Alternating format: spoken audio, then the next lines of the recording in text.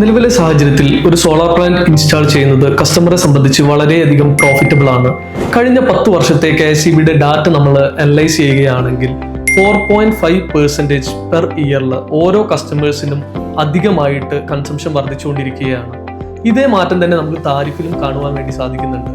1.5% to 2% വരെയാണ് നമുക്ക് ഈ താരിഫിൽ ഓരോ വർഷവും മാറ്റങ്ങളായിട്ട് വന്നുകൊണ്ടിരിക്കുന്നത്.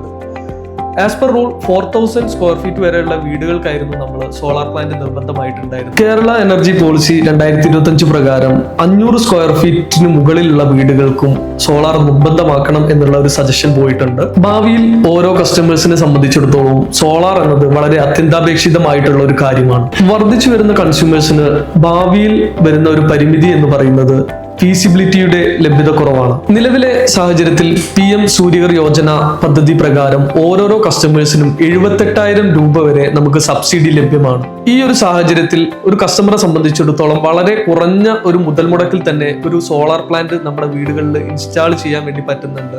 കൂടാതെ ഏതൊരു നാഷണലൈസ്ഡ് ബാങ്കുകളിൽ നിന്നും ഒരു കസ്റ്റമർക്ക് ലോൺ സൗകര്യം ലഭ്യമാണ്. അതും വളരെ കുറഞ്ഞ ഇൻട്രസ്റ്റ് റേറ്റോട് കൂടി തന്നെ നമുക്ക് ഈ ഒരു ലോൺ സൗകര്യം ലഭിച്ചുകൊണ്ടിരിക്കുന്നുണ്ട്. ഏതൊരു കസ്റ്റമറെ സംബന്ധിച്ചും സോളാർ ഇൻസ്റ്റാൾ ചെയ്യുന്നതിന് വേണ്ടി ഏറ്റവും അനുയോജ്യമായ ഒരു സാഹചര്യമാണ് നമുക്ക് ഇപ്പോൾ ഉള്ളത്.